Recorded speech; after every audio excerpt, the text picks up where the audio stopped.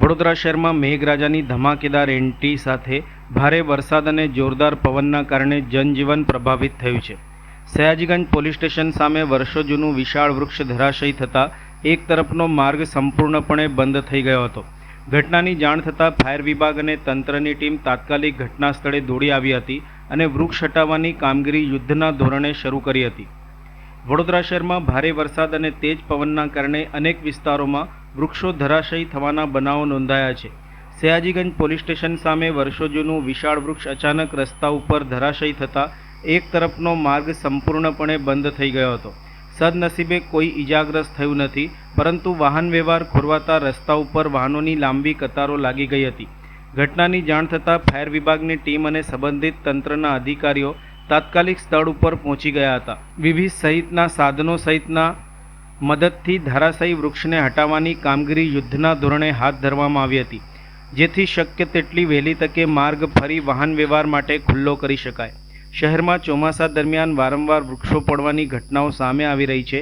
નિષ્ણાંતોના મતે રસ્તા પહોળા કરવાની કામગીરી, ફૂટપાથ બાંધકામ દરમિયાન વૃક્ષોના મૂળને નુકસાન પહોંચવું તેમજ મૂળની આસપાસ સિમેન્ટ કોન્ક્રીટનું આવરણ કરી દેવાના કારણે વૃક્ષોની પકડ નબળી પડી જાય છે। પરિણામે ભારે વરસાદ અને તેજ પવન દરમિયાન વર્ષો જૂના મજબૂત વૃક્ષો પણ ધરાશયી થતા હોય છે। આવા બનાવોને ધ્યાનમાં રાખીને શહેરમાં જોખમી વૃક્ષોનું સમયસર સર્વેક્ષણ, વૈજ્ઞાનિક પદ્ધતિથી જાળવણી તેમજ રોડ, ફૂટપાથ પરના કામ દરમિયાન વૃક્ષોના મૂળને સુરક્ષિત રાખવા માટે તંત્ર ગંભીરતાથી આયોજન કરે તેવી સ્થાનિકોમાં માંગ ઉઠી છે।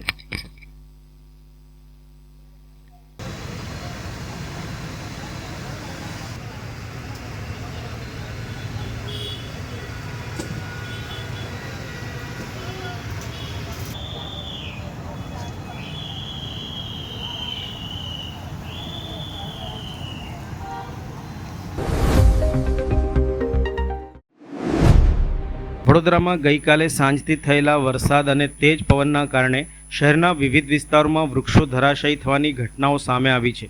ફાયર બ્રિગેડને અત્યાર સુધીમાં ઓછા 8 કોલ મળ્યા છે। તમામ સ્થળોએ તાત્કાલિક પહોંચીને વૃક્ષો હટાવી રસ્તા ઉપર વાહન વ્યવહાર ફરી શરૂ કરાયો છે। સદનસીબે આ ઝાડ પડવાની ઘટનામાં કોઈ ઈજાગ્રસ્ત કે જાનહાનિ કે કોઈ મોટું નુકસાન નોંધાયું નથી। જો કે દર ચોમાસામાં વૃક્ષો પડવાની પુનરાવર્તિત ઘટનાઓ વચ્ચે વૃક્ષોના આરોગ્ય અને વિકાસ કાર્યો દરમિયાન અપાતી તકેદારી અંગે ફરી સવાલો ઊભા થયા છે। ફાયર વિભાગના જણાવ્યા મુજબ ગઈકાલે સાંજથી ભારે વરસાદ અને પવનના પગલે શહેરના વિવિધ વિસ્તારોમાંથી વૃક્ષો ધરાશયી થવાના ઓછામાં ઓછા 8 કોલ મળ્યા હતા। ફાયર બ્રિગેડની ટીમોએ તાત્કાલિક સ્થળ ઉપર પહોંચીને વૃક્ષો હટાવી રસ્તાઓ ખુલ્લા કર્યા હતા। તમામ સ્થળોએ સ્થિતિ સામાન્ય બનાવી દેવામાં આવી છે અને કોઈ ઈજાગ્રસ્ત કે મોટી નુકસાનીનો સમાચાર નથી।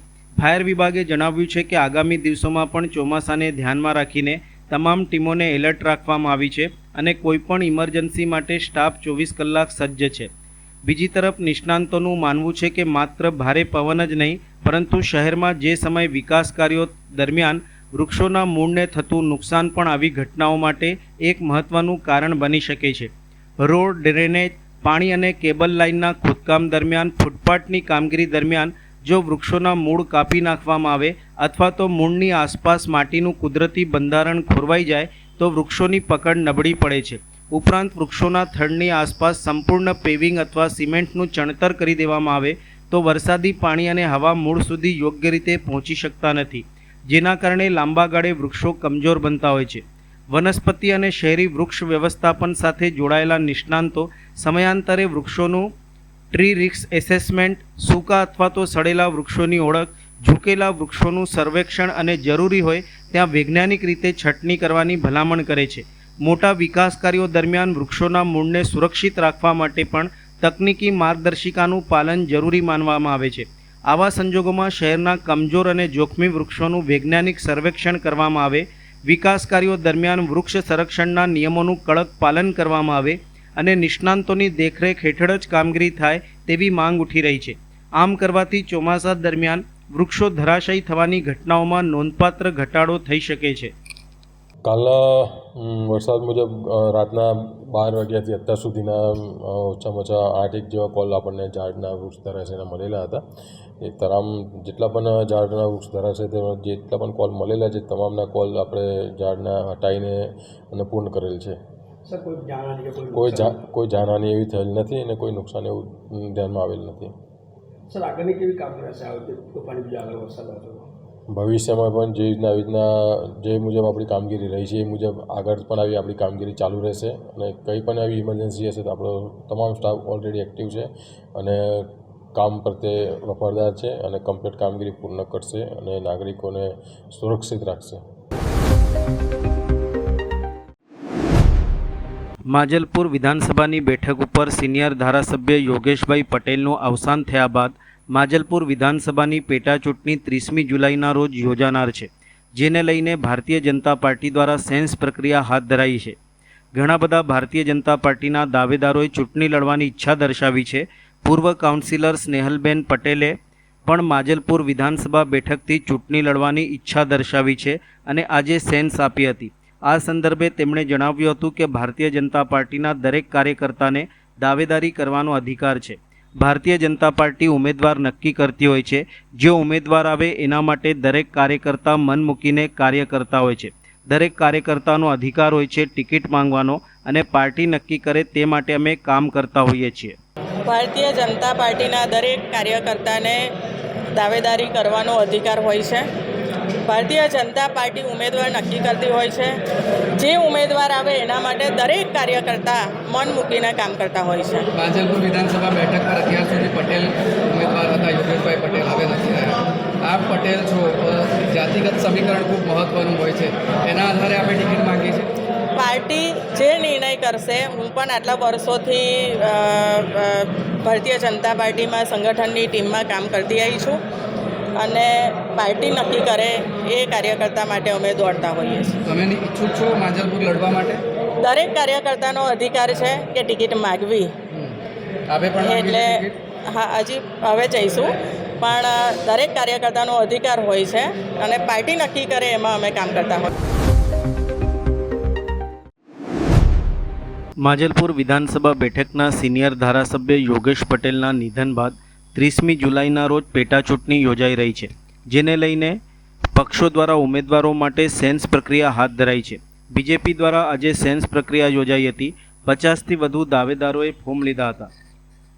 વડોદરા શહેર બીજેપી પ્રમુખ જયપ્રકાશ સોની દ્વારા જણાવ્યું હતું કે ગુજરાત પ્રદેશ ભારતીય જનતા પાર્ટી દ્વારા નિરીક્ષકોની નિયુક્તિ કરી છે અને આજે નિરીક્ષકશ્રીઓ આ સેન્સ પ્રક્રિયામાં મહાનગર કાર્યાલય ખાતે પધાર્યા છે અને સેન્સ પ્રક્રિયાની શરૂઆત થઈ છે. જેટલા પણ દાવેદારો હશે તેમને વ્યક્તિગત રીતે નિરીક્ષકો સાંભળવાના છે. એ સિવાય સંગઠનના અપેક્ષિત કાર્યકર્તાઓને પણ જે માજલપુર વિધાનસભામાં આવે છે એઓને પણ સાંભળવામાં આવવાના છે.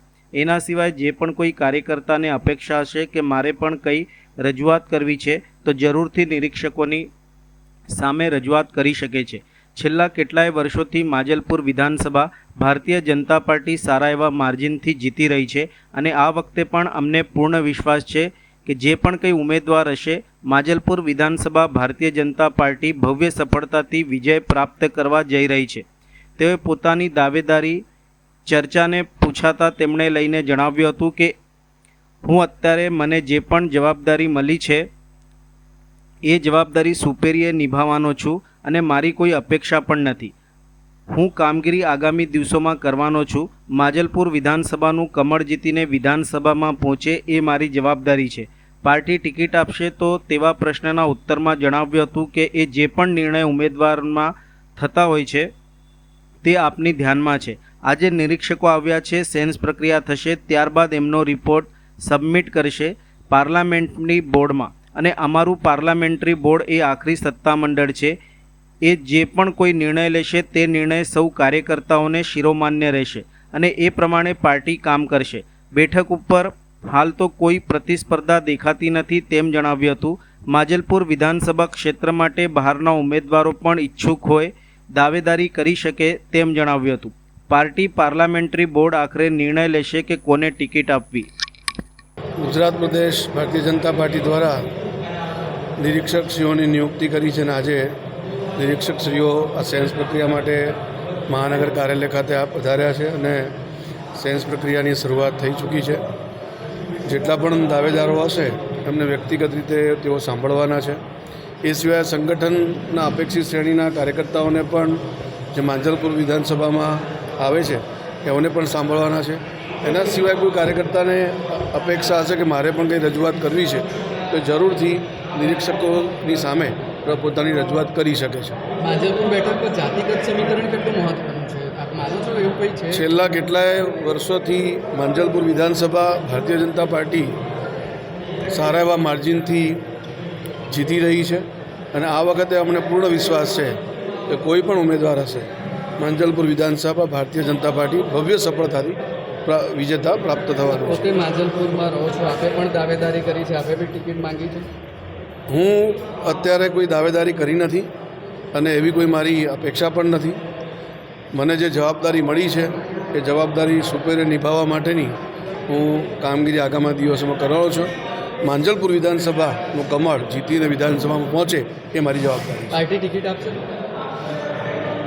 એ જે પણ નિર્ણય થતા હોય છે ઉમેદવારના, આપણને સૌને ધ્યાનમાં છે કે જેમાં નિરીક્ષકો આવ્યા છે, સેન્સ પ્રક્રિયા થશે, ત્યારબાદ એમનો રિપોર્ટ તેઓ સબમિટ કરશે પાર્લામેન્ટરી બોર્ડમાં અને અમારું પાર્લામેન્ટરી બોર્ડ છે એ આખરી સત્તામંડળ છે કે જે પણ કોઈ નિર્ણય લેશે એ નિર્ણય સૌ કાર્યકર્તાઓને શિરોમાન્ય હશે અને એ પ્રમાણે પાર્ટી કામ કરશે. આ બેઠક પર આપ માનો છો કે કોઈ પ્રતિસ્પર્ધા છે? નથી, અત્યારે તો કોઈ દેખાતી નથી.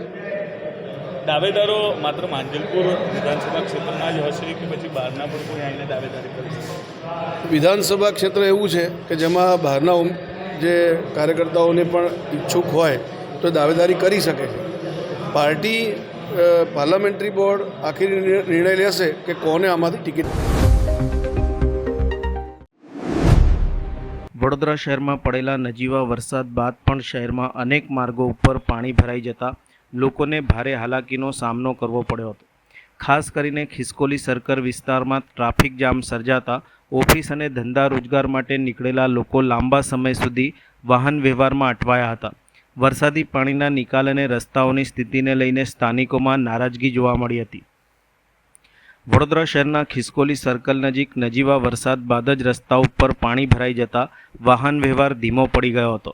રસ્તા ઉપર ખાડા અને પાણી ભરાવાના કારણે વાહનોની લાંબી કતારો લાગી હતી, જેના પરિણામે ઓફિસ જતા કર્મચારીઓ, વિદ્યાર્થીઓ અને અન્ય મુસાફરોને ભારે મુશ્કેલીનો સામનો કરવો પડ્યો હતો. સ્થાનિકોનું કહેવું હતું કે દર વર્ષે ચોમાસા દરમિયાન આવી સ્થિતિ સર્જાય છે. વરસાદી પાણીના યોગ્ય નિકાલની વ્યવસ્થા ન હોવાના કારણે સામાન્ય વરસાદમાં પણ રસ્તાઓ પાણીમાં ગરકાવ થઈ જતા હોય છે અને વાહન ચાલકોને જોખમ વચ્ચે વાહન ચલાવવું પડે છે. લોકોએ પાલિકા તંત્ર સામે રોષ વ્યક્ત કરતા શહેરના રસ્તાઓની ગુણવત્તા સુધારવા તેમજ વરસાદી પાણીના અસરકારક નિકાલ માટે કાયમી આયોજન કરવાની માંગણી કરી છે. ટ્રાફિક પોલીસ દ્વારા પણ સવારના સમય અને સાંજના સમયે પૂરતું ટ્રાફિક નિયમન કરવામાં આવે જેથી લોકોને અગવડ ન પડે તેવી પણ લોકો દ્વારા માંગણી કરાઈ હતી. જેઓ ભરૂચના ભાજપના પૂર્વ પ્રમુખ પણ રહી ચૂક્યા છે. આમ ત્રણેય નિરીક્ષકો વડોદરા જિલ્લા ભાજપ કાર્યાલય કમલમ ખાતે પહોંચ્યા હતા અને સભ્યો સાથે વ્યક્તિગત ચર્ચા કરીને તેમના મત અને અભિપ્રાય જાણ્યા હતા. નિરીક્ષકોએ જણાવ્યું હતું કે સભ્યો પાસેથી મળેલા તમામ અભિપ્રાયો અહેવાલ પ્રદેશ ભાજપ સમક્ષ રજૂ કરવામાં આવશે. ત્યારબાદ પક્ષ દ્વારા આગળનો નિર્ણય લેવામાં આવશે. ઉલ્લેખનીય છે કે આવતીકાલ એટલે કે 8મી જુલાઈએ સાવલી એપીએમસી અને 10મી જુલાઈએ સિનોર એપીએમસીના ચેરમેન અને વાઇસ ચેરમેન પદ માટે ચૂંટણી યોજાનાર છે, જેને લઈને જિલ્લાની રાજકીય ગતિવિધિઓ તેજ બની છે. વડોદરા જિલ્લાના સાવલી અને સિનોર એપીએમસીની ચૂંટણી ચેરમેન વાઇસ ચેરમેનની આ વીકમાં યોજાવાની છે અને એના માટે પ્રદેશ ભારતીય જનતા પાર્ટી તરફથી સૌ સભ્યોના મન જાણવા માટે મારી સાથે સીમાબેન મોહિલે, પૂર્વ ધારાસભ્ય શ્રી વડોદરા, અને શ્રી મારુતિસિંહજી અટોદરિયા, પૂર્વ ભાજપ અધ્યક્ષ ભરૂચ, મેં ત્રણેય આગેવાનો પ્રદેશ તરફથી આજે સૌનો મત જાણવા માટે આવ્યા છીએ અને સૌનો મત જાણીને જે કંઈ અમારી પાસે વાત આવશે અમે પ્રદેશના ધ્યાને મૂકવાના છીએ. જે રીતે એપીએમસીમાં 2 ટર્મ થઈ હોય તેઓને ફરી રિપીટ કરી શકાતા નથી. હવે આગળ નવા ઉમેદવારો રાહ જોઈને બેઠા છે, કદાચ અમને તક મળશે. એ નિર્ણય અમે એ બધાનો મત જાણીને મૂકીશું. નિર્ણય પ્રદેશ ભારતીય જનતા પાર્ટી કરશે. અમારા વિશ્વકર્માજી અને રત્નાકરજી કરશે નિર્ણય. આજરોજ અખિલ ભારતીય વિદ્યાર્થી પરિષદ દ્વારા વિદ્યાર્થીઓના એટીકેટી સહિતના પ્રશ્નોને લઈને સાયન્સ ફેકલ્ટીના ડીનને આવેદનપત્ર આપી રજૂઆત કરવામાં આવી હતી. વડોદરાની MS યુનિવર્સિટીની સાયન્સ ફેકલ્ટી ખાતે ABVP દ્વારા આવેદનપત્ર સુપ્રત કરવામાં આવ્યું હતું. ફેકલ્ટી ઓફ સાયન્સ ABVP અધ્યક્ષ હેમ વાઘેલાએ જણાવ્યું હતું કે પ્રથમ વર્ષના જે વિદ્યાર્થીઓ છે જેમને પ્રથમ વર્ષમાં એટીકેટી છે અને જેમના ક્રેડિટ્સ પૂરા નથી થતા તેમને આગામી એકેડેમિકમાં પ્રવેશ નહીં મળે તેવી ફેકલ્ટીએ જે પોલિસી બનાવી છે તેની સામે આજે ABVP દ્વારા આવેદનપત્ર આપવામાં આવ્યું હતું અને જે ફીસ પોર્ટલ હમણાં નથી ખુલતા તેના ઇસ્યુને લઈને પણ આવેદનપત્ર સુપ્રત કરી યોગ્ય નિરાકરણની માંગણી કરવામાં આવી હતી. વિદ્યાર્થીઓને ત્રીજા વર્ષમાં પ્રવેશ આપવા માટે આજરોજ અખિલ ભારતીય વિદ્યાર્થી પરિષદ દ્વારા સાયન્સ ફેકલ્ટીના ડીનને આવેદનપત્ર સુપ્રત કર્યું હતું. અખિલ ભારતીય વિદ્યાર્થી પરિષદના અધ્યક્ષ હેમ વાઘેલાની આગેવાની હેઠળ મોટી સંખ્યામાં વિદ્યાર્થીઓની ઉપસ્થિતિમાં આવેદનપત્ર સુપ્રત કરી રજૂઆત કરાઈ હતી. હું હેમ વાઘેલા, ફેકલ્ટી ઓફ સાયન્સ અધ્યક્ષ ABVP. આપણે આજરોજ એટીકેટીના જે વિદ્યાર્થીઓ જેમને પ્રથમ વર્ષમાં કેટી છે અને જેમના ક્રેડિટ્સ પૂરા નથી થતા એ લોકોને આગામી એકેડેમિક્સમાં એમને પ્રવેશ મેળવવામાં નથી આવવા દેવાનું એવું ફેકલ્ટીએ જે પોલિસી બનાવી છે તેના સામે આપણે આવેદન આપ્યું છે આજે. અને જે ફીસ પોર્ટલને જે હમણાં નથી ખુલતા એનું જે ઇસ્યુને લઈને છે એનું આવેદન આપ્યું છે આજે અખિલ ભારતીય વિદ્યાર્થી પરિષદ. હેમ વાઘેલા. શહેરના વાડી બરાનપુરા ખાતે ફરિયાદીબેનને ભોળવીને વાતોમાં પરોવી મંગળસૂત્ર કળાવી પર્સમાં મુકાવી વિધિ કરવાના ઊંધા ઊભા રખાવી મંગળસૂત્ર રૂપિયા સાથેનું પર્સ લઈને ઠગાઈ કરનાર 2 મહિલાને વડોદરા શહેર ક્રાઇમ બ્રાન્ચે શોધી કાઢી કાયદેસરની કાર્યવાહી હાથ ધરી હતી. ક્રાઇમ બ્રાન્ચની ટીમ પેટ્રોલિંગમાં હતી તે દરમિયાન બાતમી આધારે હરણી રોડ વિજયનગરના નાકા પાસેથી 2 મહિલા મીનાબેન મહેન્દ્રભાઈ વાદી રહે ગામ ભૈયલ તાલુકા દહેગામ જિલ્લા ગાંધીનગર અને દક્ષાબેન દીપકભાઈ સલાટ રહે વાલ્મીકી આવાસ સુભાષનગર અમદાવાદને શોધી કાઢવામાં આવી હતી. મહિલા પોલીસ થકી આ મહિલાની તપાસ દરમિયાન તેઓ પાસેથી એક સોનાનું મંગળસૂત્ર મળી આવ્યું હતું. આ મળેલ મંગળસૂત્રના કોઈ આધાર પુરાવા આ બંને મહિલાઓ પાસે ન હોય. વધુ પૂછપરછ દરમિયાન આ બંને મહિલાઓએ તેઓના અન્ય એક સાગરીત મહિલા સાથે વડોદરા શહેરમાં મહિલાઓએ પહેરેલ સોનાના દાગીના કઢાવી ઠગાઈ ચોરીના ગુના કરવા માટે આજથી 10-12 દિવસ પહેલાં આવેલાનું અને વડોદરા શહેરના સંત કબીર રોડ ઉપર બ્યુટી પાર્લરનું કામ કરતી મહિલાને બપોરના સમયે ભેળવી વાતોમાં પરોવી મહિલાના ગળામાં પહેરેલ સોનાનું મંગળસૂત્ર કઢાવી મંગળસૂત્રને બ્યુટી પાર્લર કરતી મહિલાના પર્સમાં મુકાવી વિધિ કરવાના બહાને ભોગ બનેલ મહિલાને ઊંધા ઊભા રહેવા જણાવી મંગળસૂત્ર રૂપિયા 3500 સાથેનું પર્સ લઈને આ ત્રણેય મહિલાઓ ત્યાંથી નીકળી ઠગાઈ કરેલાનું અને તેઓ પાસેથી મળેલ મંગળસૂત્ર આ ગુનો કરી મેળવેલ મંગળસૂત્ર હોવાનું જણાતા આ અંગે કાયદેસરની કાર્યવાહી હાથ ધરાઈ હતી. પોલીસે બંને મહિલાઓની ધરપકડ કરી તેમની પાસેથી કિંમત રૂપિયા 83,000નું મંગળસૂત્ર જપ્ત કરી કાયદેસરની કાર્યવાહી હાથ ધરી હતી.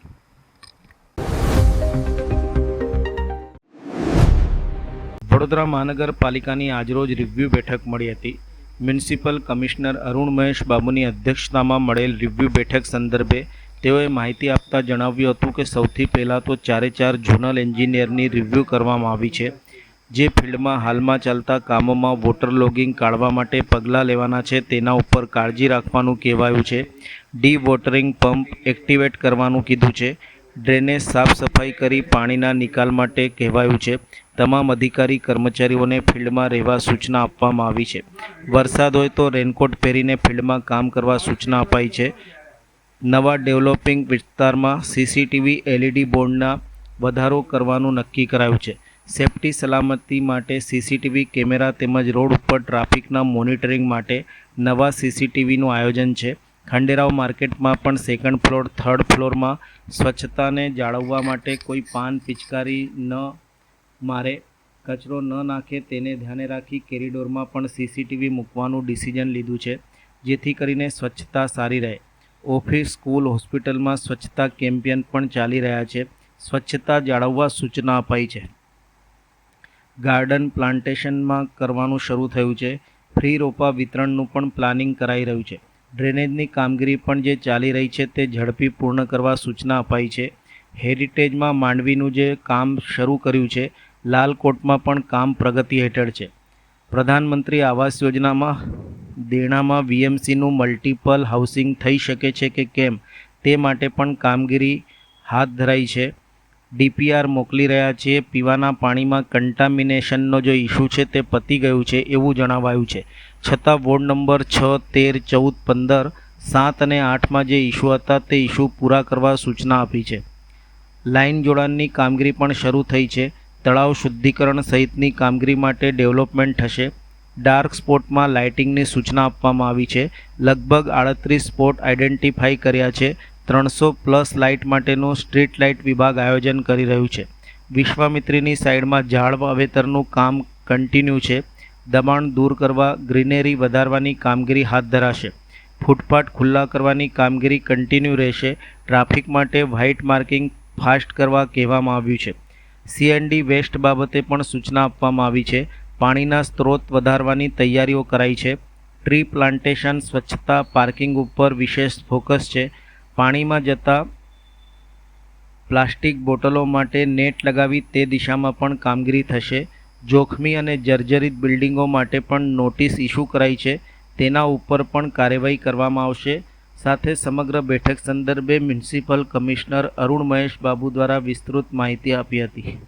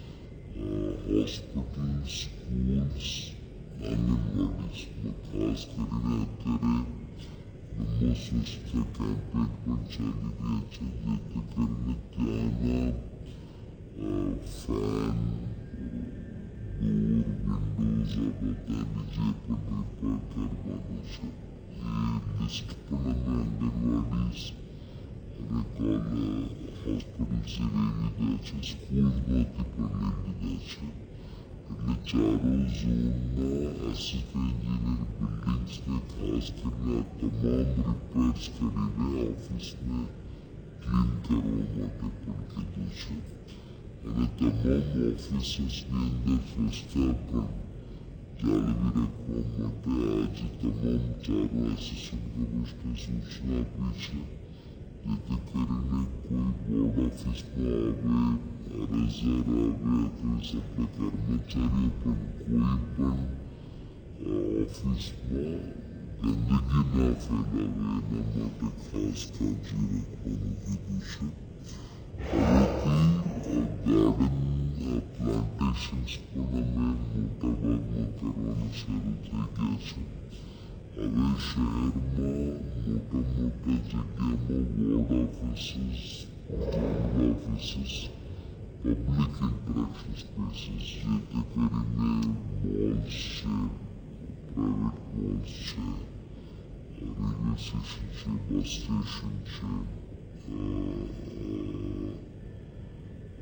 મોટાભાગમાં પબ્લિક ઇન્ટરેક્શન થતું આવા જગ્યામાં ફ્રી રોપા વિતરણ માટે પણ અમે પ્લાનિંગ કરી છે, જેથી કરીને બીએમસીની કેનપી મૂકીને રોપા વિતરણ પબ્લિક માટે કરવાની પણ સૂચના આપી છે.